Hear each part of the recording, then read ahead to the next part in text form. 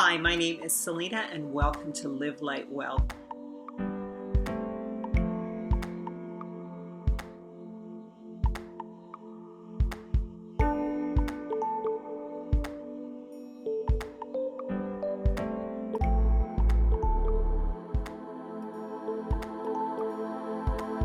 Living food, so amazing. Eat life.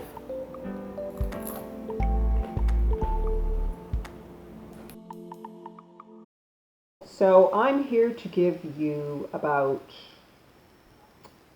10 reasons why you should not eat this meat substitute called Seitan.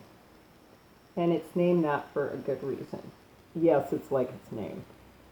It's basically wheat gluten that all of the fake meats for vegetarians and vegans in all of the store are made with, and even sprouted wheat bread. They use it to hold the integrity of the bread together after they've sprouted it so that it can be shipped and stored more easily. So anytime you see gluten with bread, they're talking about this wheat gluten, and it's highly processed. It has excitotoxins in it. It's really bad for you. And I just was kind of looking around online and noticing that there was a trend in making sausages and stuff with this. And I was like, what are these people talking about? So I looked it up, and I guess it was originally discovered or used in Japan. The Japanese term Seitan was coined by George Osawa, and he was the proponent of the microbiotic diet. It was introduced to the West in 1969 by an American company called Erehwon. It was something eaten by the Buddhist monks who looked to avoid meat, but they wanted something with a really meaty texture. And so they found that they could have the texture of meat, add in a lot of flavor, but at the same time avoid eating meat according to their religious beliefs. Seitan is very popular in Asian restaurants, in vegan type foods and vegetarian foods as mock meats and protein substitutes. Wheat gluten is also found in a lot of the organic breads. Seitan is a faux meat product. It's a gluten product that's used in all the vegan and vegetarian foods as a substitute when there's no soy being used, which is just as bad, if not worse. So here's the reasons why you should avoid Seitan.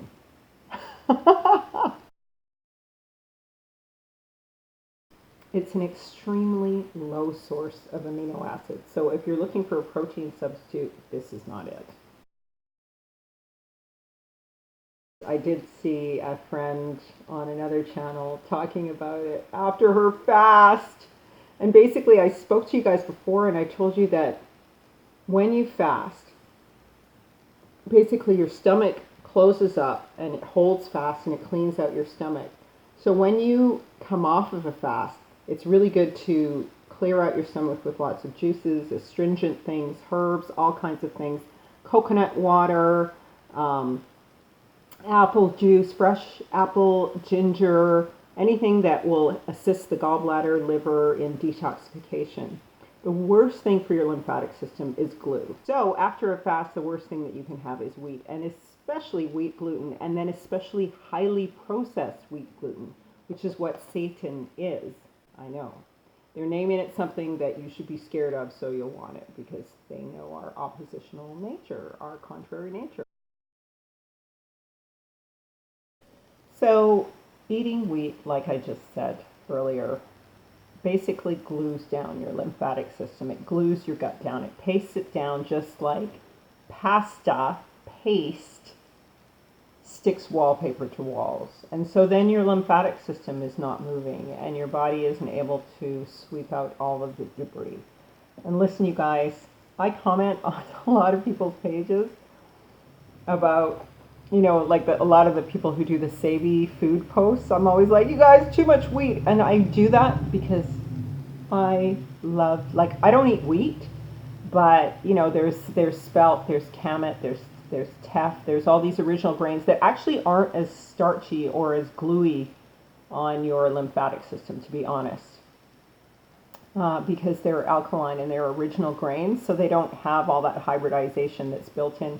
I think that, what is it, that the wheat grain has something like 6 layers of gluten? It's like 6 layers of sin.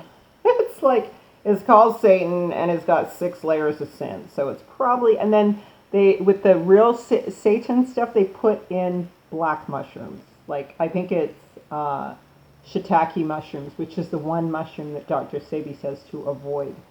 So who knows, you're getting fungus, and you're getting glue and excitotoxins and inflammation. So it's just a good idea to avoid Satan. So in order to get Satan, you have to highly process it. So it's not just bad gluten. It's got MSG, tons of sodium, and a lot of other excitotoxins in it to give it flavor. And that's how you separate the gluten from the wheat. It's a really extensive, highly processed food. And just like most GMO foods, it's been exposed to genetic modification. We eat herbicides, all kinds of things that are bad for your body. So here's some of the evils of gluten. Gluten sensitivity causes inflammation and is linked with a lot of diseases.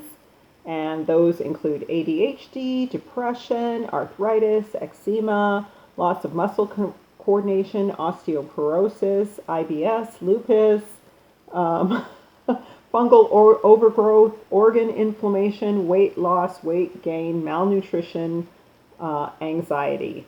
Satan is basically wheat meat, and just like soy meat or any of the other really bad ones, but it's made from wheat gluten. And we all know that if you have celiac disease or any sort of gluten intolerances, so if you have fibromyalgia, if you have Alzheimer's, if you have Parkinson's, if you have any sort of disease or illness like cancer linked to the lymphatic system, then you need to stay away from gluten and wheat, like we all know. Gluten is actually an excitotoxin, so it stimulates the brain in such a way that the brain cannot stop eating. And I've had this response many times when I'm eating wheat, where I just cannot stop eating it. And so it basically, it increases the ghrelin in your system, Ghrelin. So this is what causes you to crave food. And ironically, when you fast, it totally goes away and you don't crave any food. It's kind of funny. But so it increases that in the digestive tract to increase feelings of hunger. So leptin is what's a chemical in your brain that tells you to slow down eating and signals for fat breakdown. And what gluten does is it suspends it from telling you to stop eating and stops the fat breakdown process. And leptin also is suspended by gluten, and what it does is it leptin normalizes pain sensations in the spinal cord. So then you become nervous or highly neurologically sensitive. This is what any excitotoxin does to the brain.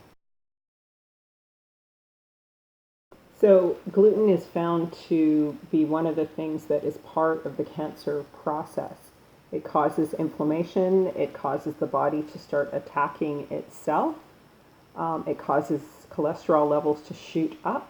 It hardens the arteries because, like I said, gluten's an excitotoxin. It agitates and kills neuron cells. So gluten is an excitotoxin that activates, irritates, and destroys brain cells.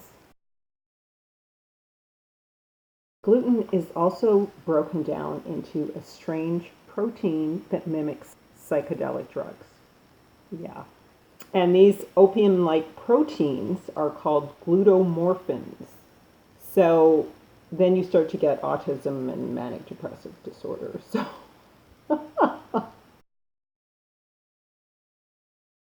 you know, there's so many different ways to eat, and I don't want you to be afraid of eating starches. Sometimes it's just a matter of switching or rotating protocols. To me, again, I believe it's all foreign agents in the body. In talking about the gluten, if you go and look at a lot of Andreas Kalker's stuff, he talks about the fact that what was hidden from us was the fact that worms are in our bodies and they love wheat. They love gluten. One of the things, rats are said to be like the main consumer of wheat. I mean, there's so many stories about how the rats got to the wheat. Well, the only way that they could make rats gluten intolerant to be able to use them to study human beings' digestive systems was to give them worms. And wheat is their main loved food. So I think there's definitely a relationship between gut worms and stuff like that and the gluten intolerance. So anyway, just more information from me. Thank you guys so much for watching. I really appreciate you. Don't forget to like, share, subscribe. I will be posting more and more videos. And thank you again for watching. I really appreciate you guys. My numbers are coming up a little more, which I really appreciate. And so, yeah, just feel free to comment. I'd love to hear from you. And don't forget to thumbs up, like, and subscribe. Eat well, eat life, bless.